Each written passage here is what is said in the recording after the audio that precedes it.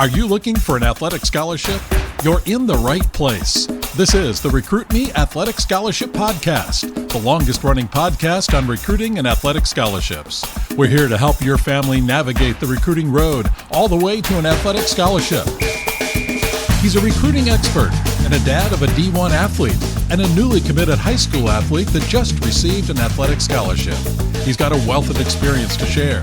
Here's Recruit Me CEO, Brent Hanks. Welcome to episode 290 of the Athletic Scholarship Podcast. This is the world's longest-running podcast for parents and athletes that explores every aspect of recruiting and athletic scholarships. It's coaching that you can apply to your family's athletic scholarship pursuit. This podcast is primarily for parents, but athletes will benefit too. Subscribe and listen on iTunes, the Apple Podcast app, Stitcher, Google Play, TuneIn, or iHeart, so you'll always get the latest episode as soon as it's posted on Tuesday mornings. You'll learn something new each episode that will take you through your athletic scholarship journey. If you have any questions you'd like answered on the podcast, contact me directly at brent@recruit-me.com. This episode is the last of a series of myths about athletic scholarships. I started back in episode 279 and have covered myth 1 through 9 from episode 279 through this episode 290. Here's a quick review of the myths about athletic scholarships. Episode 279, myth number 1, if my child is good enough, the college coaches will find him or her. Episode number 280, myth number 2, if I'm talented, the coach can get me into school despite poor grades.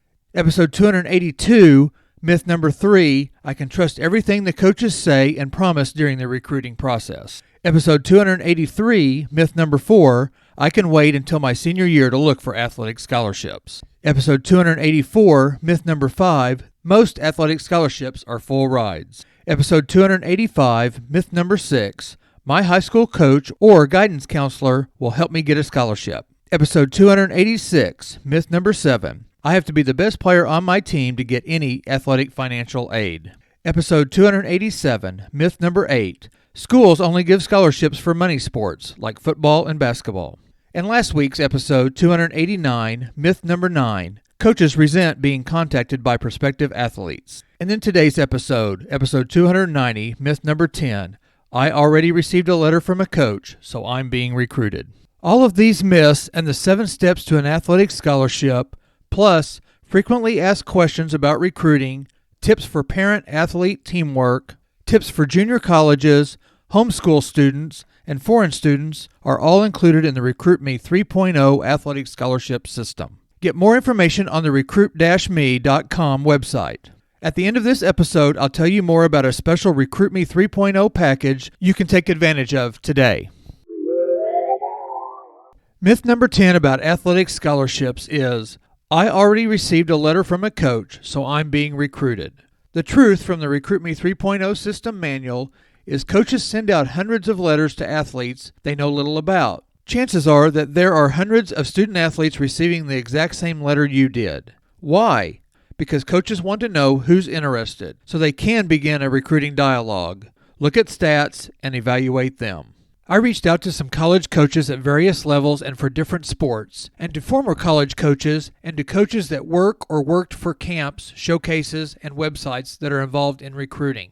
Throughout the rest of this episode, I'll reveal some of the truths and insights from these resources. Thousands of high school student athletes get letters, mailers, and emails from colleges, especially during their freshman and sophomore years.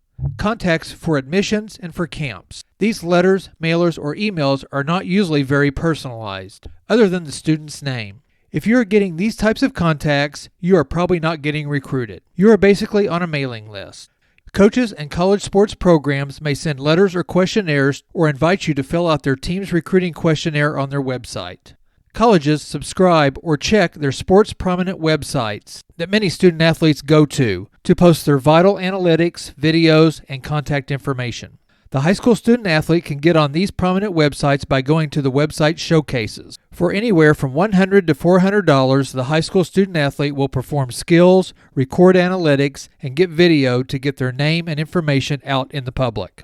Many of the exploratory letters, emails, and mailers get their database from the sports prominent events and companies. College coaches can see your information or they can see you play at tournaments during your high school or club seasons. Them seeing you play and getting information about you and your team is a start. It's a start for the college to cast a wide net to start recruiting for a certain class or a position.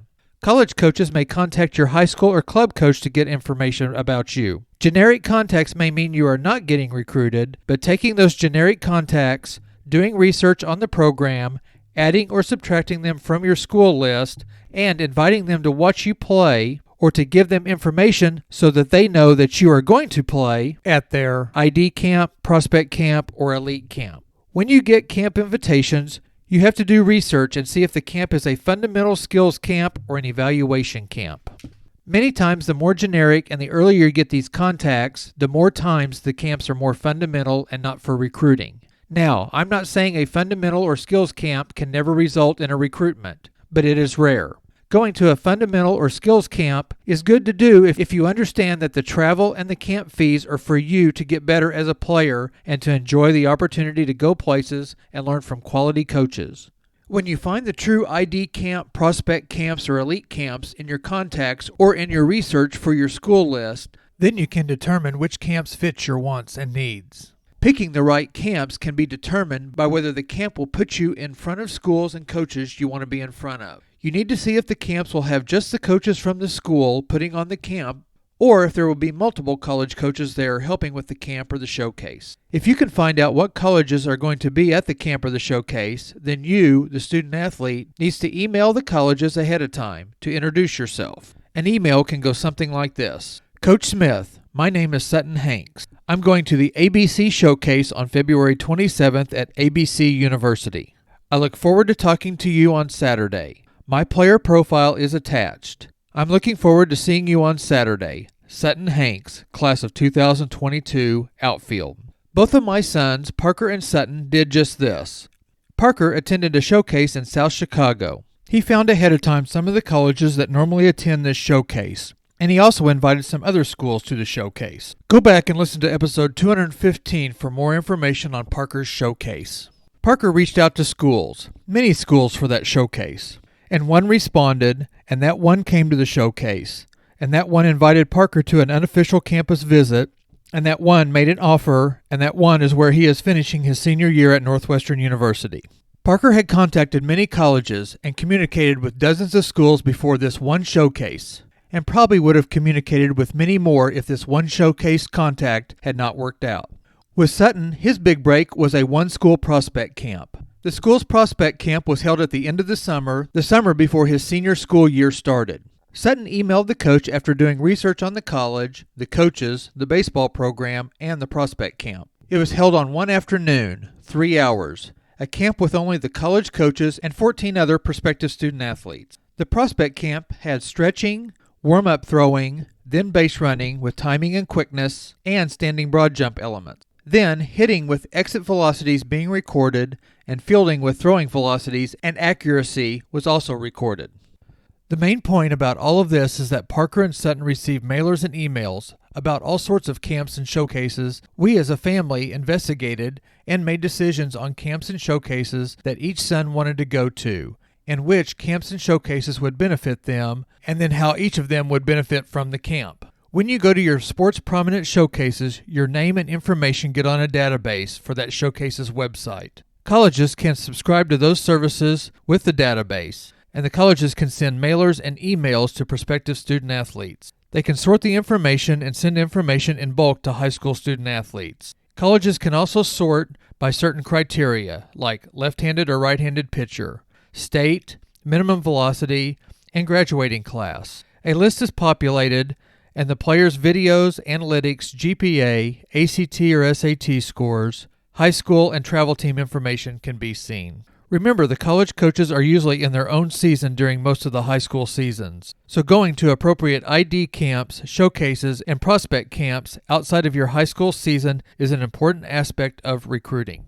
If your team goes to team showcases or whether you attend an individual showcase, contacting the coach ahead of time is essential. The same if you are in an individual sport, like track and field, golf, or tennis. Find the tournaments or camps that college eyes traditionally are on. When you get any communication from a college coach, especially early in high school, take a look at the communication and evaluate to see how personalized it is. Don't be shy about contacting the camp contact to find out more details on the camp. You can take any communication and do research to see if the information can and will help you now and down your recruiting road. This episode concludes the 10 myths about athletic scholarships. These 10 myths are found in the RecruitMe 3.0 athletic scholarship system that you can get by going to recruit-me.com/system and clicking on the Get Access button on that page. Right now you can get the RecruitMe 3.0 system for $127. Plus, you get a promo code for a free QR Recruiter draft tag. The QR Recruiter draft tag is a $35 value. And you can get more information on the QR Recruiter draft tag at qrrecruiter.com/athletes. QR Recruiter is one of the valuable but inexpensive resources that is affiliated with RecruitMe.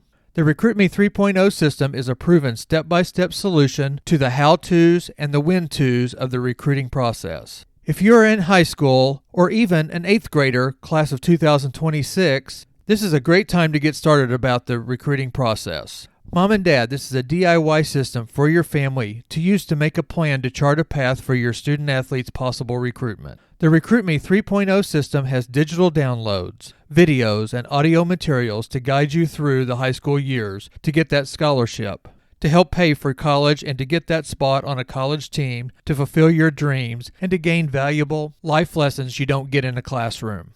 Recruiting doesn't have to be confusing. By having this step-by-step system, you get to save time, money, and stress in the recruiting process. Get all of this today, no matter what grade you're in high school. Class of 2026 through the class of 2023 can use this system to get an athletic scholarship. Take advantage of this offer, $127, and get the RecruitMe 3.0 system and the QR Recruiter draft tag. And there is a 90-day money-back guarantee on the system. If the RecruitMe 3.0 system is not beneficial to you, keep the QR Recruiter draft tag and get your money back within the first 90 days on the RecruitMe 3.0 system.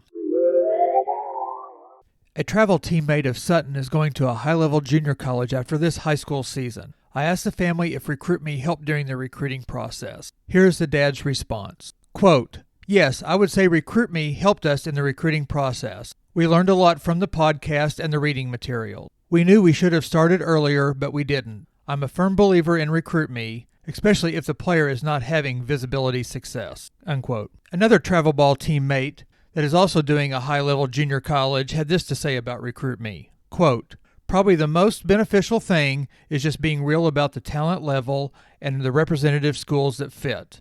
Networking is perhaps the most undervalued element in the recruiting process. RecruitMe helped us understand the impact of networking." Unquote.